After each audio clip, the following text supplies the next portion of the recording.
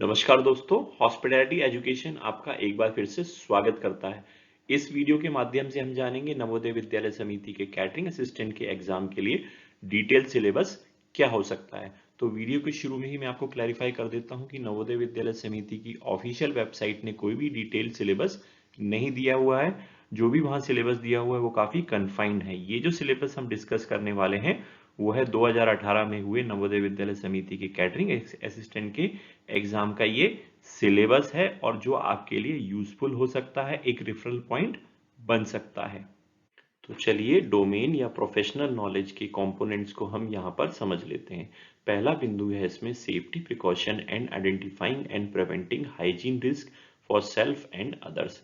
तो यहाँ पर जो है आपका HACCP FSSAI यहाँ पर कवर हो सकता है, उससे रिलेटेड क्वेश्चंस पूछे जा सकते हैं। हाइजीन क्या होता है, सैनिटेशन क्या होता है, कौन कौन से रिस्क होते हैं, अडल्ट्रेशन क्या होता है, या फिर आपका क्रॉस कंटेमिनेशन क्या होता है। इस तरीके से यहाँ पे क्वेश्चंस बन सकते हैं। कलर कोड क्या क्या होते हैं चॉपिंग बोर्ड के, उस तरीके से क्वेश्चन पूछे जा सकते हैं।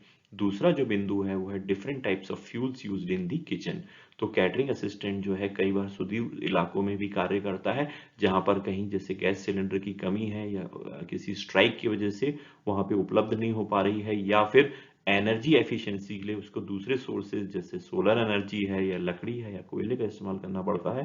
तो इसलिए यहाँ पर इसको सिलेबस में डाला गया, उसको हमको पढ़ना है। तीसरा बिंदु है explanation of all common culinary terms with examples. तो कैटरिंग असिस्टेंट का ये इंपॉर्टेंट काम है, ये ड्यूटी है कि सारे कलनरी टर्म्स को वो जाने और यदि वो यूज हो सकता है तो उन चीजों को इम्प्लीमेंट करने की भी मैथ्स में कोशिश करें। अगला बिंदु है वो है introduction of different types of cuisine. तो यहाँ पर जो है इंडियन रीजनल कुजीन्स के बारे में पूछा जा सकता है, जैसे कश्मीरी कुजीन, नॉर्थ ईस्ट की कुजीन है। क्योंकि नॉर्थ ईस्ट की कुजीन इसलिए इंपॉर्टेंट है यहाँ पे पढ़ना क्योंकि जो पोस्टिंग इस बार नवोदय विद्यालय के कैटरिंग असिस्टेंट की होने वाली है वो मेनली नॉर्थ ईस्ट राज्यों में होने वाली है। तो वहाँ की कुजीन को आप एक बार पढ़ लीजिएगा। लखनऊ कुजीन का पूछा जा सकता है, नॉर्थ की कुजीन पूछी जा सकती है, केरल की कुजीन पूछी जा सकती है। तो ये सब रीजनल कुजीन और साथ में इंटरनेशनल कुजीन है, जैसे चाइनीज, इटालियन, आपका जैपनीज, ये सब कुजीन्स भी टच की जा सकती हैं। अगला बिंदु है वो है AIIMS and objectives and methods of quality cooking of the food. तो कुकिंग के एम्स एंड ऑब्जेक्टिव पूछे जा सकते हैं, मेथड ऑफ कुकिंग पूछी जा सकती है, यहाँ पे कौन कौन सी कुकिंग मेथड है। तो ये थोड़ा वास्ट सब टॉपिक है, इसको आप अच्छे से पढ़ लीजिएगा। अगला बिंदु है वो है identification of raw material and it's classification. तो रॉ मटेरियल जो होता है एक नवोदय विद्यालय समिति की मेस में कौन कौन से रॉ मटेरियल हो सकता है, डिफरेंट टाइप्स के अनाज हो सकते हैं और दालें हो सकती हैं, अब जो जिसमें राशन में जितनी भी चीज आती है, मसाले हैं, वो हो सकते हैं।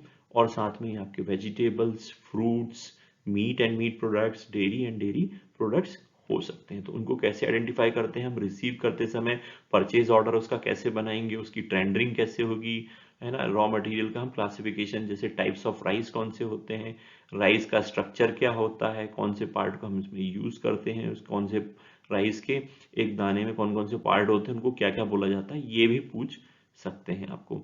उसके बाद आता है आपका प्रिंसिपल्स ऑफ मेन्यू प्लानिंग। ये आपको पूछा जा सकता है। मेन्यू प्लानिंग एक बहुत वास्ट सब्जेक्ट है, जिसमें टाइप्स ऑफ मेन्यू क्या होते हैं, मेन्यू को कैसे प्लान किया जाता है, और इंस्टीट्यूशनल कैटरिंग में कौन सा मेन्यू यूज होता है, यहाँ पर पूछा जा सकता है। मेन्यू कंपाइलेशन मतलब मेन्यू को कैसे डिजाइन करना है, क्योंकि नवोदय विद्यालय में जो कैटरिंग असिस्टेंट है उसको मेन्यू कंपाइलेशन करना पड़ता है in the coordination with the vice principal and the principal, और बच्चे भी उस समिति में होते हैं। तो मेन्यू कंपाइलेशन को भी आप यहाँ पर टच करेंगे।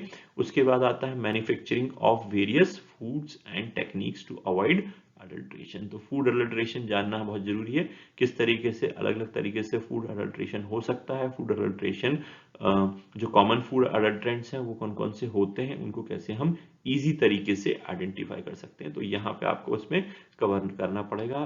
देन जो लास्ट आता है इस हेडिंग के अंदर वो है knowledge of Indian and other countries bakery confectionery dessert. ये भी थोड़ा वास्ट टॉपिक है। इसमें आप बेकरी के जो बेसिक कॉन्सेप्ट्स हैं, बैटर कैसे बनता है या फिर डो कैसे बनता है, ईस्ट का क्या महत्व है, बेकिंग पाउडर का क्या महत्व है, बेकिंग सोडा का क्या महत्व है, टेम्परेचर का क्या महत्व है, टेम्परेचर कम हो जाएगा या ज़्यादा हो जाएगा, ब्रेड के कौन कौन से फॉल्ट होते हैं, केक के कौन कौन से फॉल्ट होते हैं, वो यहाँ पे हमको कवर करने हैं। कई चीज़ यहाँ पर नहीं दी हुई है जैसे फूड साइंस एंड न्यूट्रिशन, वो भी आप न्यूट्रिशन को भी यहाँ पे कवर कर लेंगे कि प्रोटीन में कितनी एनर्जी होती है, कार्बोहाइड्रेट में कितनी एनर्जी होती है, कौन सी वेजिटेबल में कौन सी पिगमेंट होती है, मीट कौन से मीट में कौन सा प्रोटीन ज़्यादा होता है। ये सब जो है आपका फूड साइंस में या फिर न्यूट्रिशन में हमको ऐड करना पड़ेगा, अपनी तरफ से इसको पढ़ना होगा।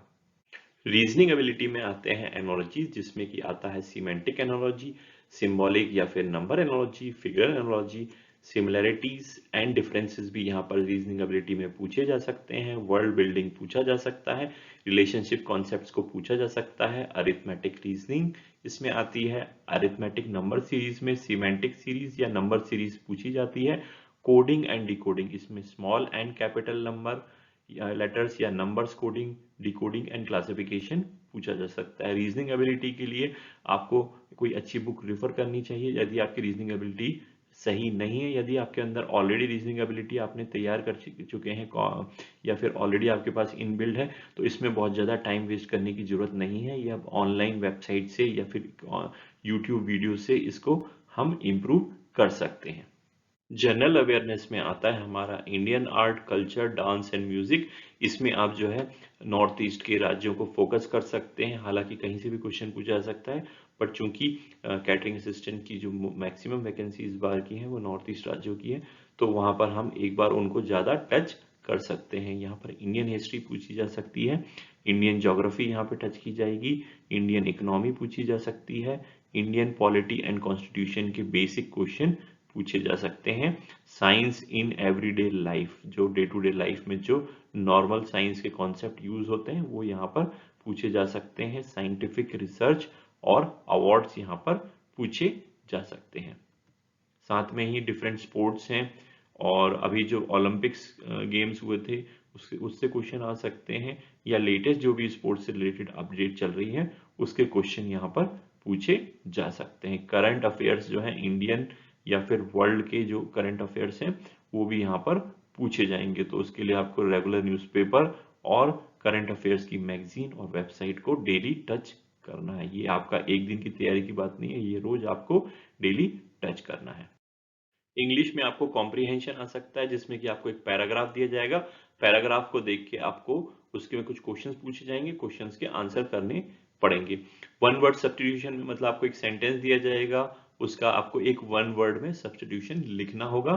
सिनोनिम्स एंड एंटोनिम्स जो है आप कहीं भी इंटरनेट से डाउनलोड करके पढ़ सकते हैं या फिर लूसेंट की इंग्लिश की बुक से देख सकते हैं। स्पेलिंग एरर जो है, मुझे याद आता है कि काफी वर्ष पूर्व मैंने नवोदय विद्यालय कैटरिंग का एग्जाम दिया था, कैटरिंग असिस्टेंट का, तो वहां उस समय रिटर्न एग्जाम होता था, उन्होंने मेंटेनेंस की स्पेलिंग पूछी थी जो कि मैं गलत करके आ गया था, क्योंकि हमें लिखने की आदत नहीं है, हमें टाइपिंग की आदत पड़ गई है। तो ये भी स्पेलिंग एरर को आपको ध्यान रखना है। स्पॉटिंग एरर इन सेंटेंसेस, तो सेंटेंसेस में ग्रामेटिकल कुछ एरर दिए जा सकते हैं, कॉन्सेप्चुअल एरर दिए जा सकते हैं, उसको आपको आइडेंटिफाई करने हैं और आपको उसको करेक्ट करना है। अगला जो है हमारा ग्रामर पूछी जा सकती है, जिसमें नाउन है, प्रोनाउन है, एडजेक्टिव है, वर्ब है, प्रीपोजिशन है, कंजक्शन है, use of A and the. ये जो है पूरा का पूरी जो ग्रामर है, ये आज की डेट में तीसरी क्लास के बच्चों को पूछा जाता है। आप जो है 9वीं या 10वीं क्लास के लेवल की ग्रामर की बुक उठा के ये चीजें पढ़ सकते हैं, इंटरनेट से भी इसको आप इजिली पढ़ सकते हैं। उसके बाद आता है आपका इडियम्स एंड फ्रेजेस, जो कॉमन इडियम्स एंड फ्रेजेस है इंग्लिश की, उसका क्या मतलब होता है, उसका यूसेज क्या होता है, उसको आप थोड़ा डिटेल में पढ़ सकते हैं।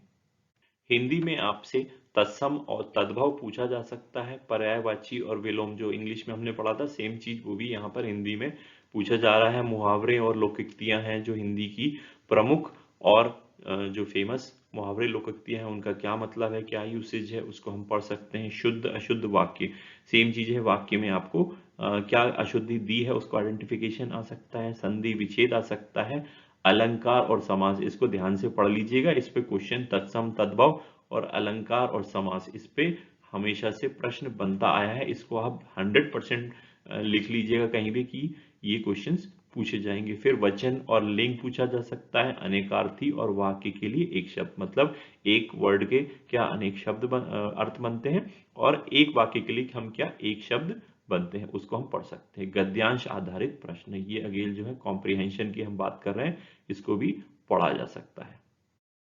कैटरिंग असिस्टेंट की एग्जाम की कंप्लीट प्रिपरेशन के लिए, जिसमें शामिल है एग्जाम प्रिपरेशन की पूरी स्ट्रेटेजी बनाना, पिछले पूर्व वर्षों के क्वेश्चन पेपर को डिस्कस करना, उनको सॉल्व करना, उन्हें समझना, और इस साल कौन कौन से क्वेश्चन आ सकते हैं, इंपॉर्टेंट क्वेश्चंस जो हैं, प्रोबेबल क्वेश्चंस हैं, उनको डिस्कस करना, माइंड मैपिंग करना, मतलब हम ये समझेंगे कि किस तरीके के क्वेश्चन पेपर बनाने वाले होते हैं, कैसे वो क्वेश्चन बनाते हैं, और कैसे आप गेस कर सकते हैं कि इस साल हम किस तरीके से तैयारी करेंगे। तो उसको माइंड मैपिंग करेंगे हम, और जो कॉमन क्वेश्चंस हैं जो पिछले साल के क्वेश्चन पेपर में पूछे गए हैं, बार बार जो पूछे गए हैं कैटरिंग असिस्टेंट के एग्जाम में, या उसके सिमिलर या समकक्ष परीक्षा में कौन कौन से क्वेश्चन पूछे गए हैं, उसको हम यहाँ पर इस चैनल के माध्यम से डिस्कस करेंगे। तो जिसने सब्सक्राइब नहीं किया है मेरे चैनल हॉस्पिटैलिटी एजुकेशन को तुरंत सब्सक्राइब कर दीजिए और बेल आइकन को दबा दीजिए नोटिफिकेशन के लिए।